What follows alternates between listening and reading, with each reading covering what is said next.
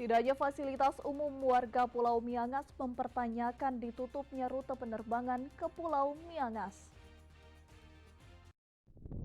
Seperti inilah kondisi bandar udara yang ada di Pulau Miangas tampak sepi dari aktivitas seperti biasanya.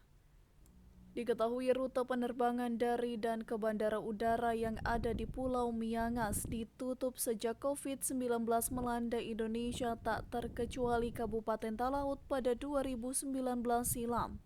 Bandara udara di Pulau Miangas sejak tahun 2019 ketika itu kena COVID itu tidak jalan, sehingga ini sudah 4 tahun bandara tidak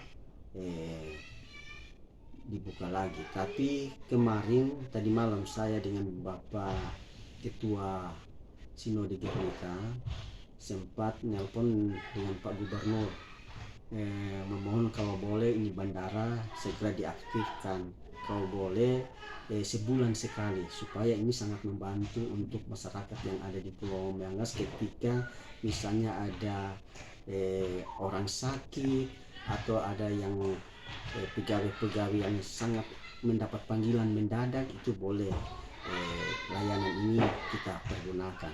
Kini bandar udara yang ada di Pulau Miangas beberapa sarana dan prasarananya sudah mulai tidak terawat lagi. Bahkan beberapa bangunannya terlihat sudah mulai rusak.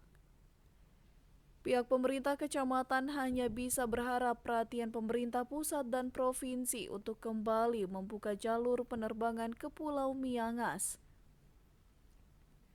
Sebab menurutnya dengan dibukanya kembali jalur penerbangan ke Pulau Miangas akan sangat membantu akses bepergian bagi warga yang hendak ke Miangas, begitu juga sebaliknya.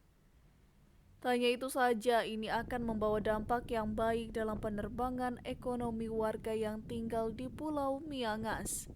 Dari Talaut, Alfred Numanung melaporkan untuk Kawanua TV.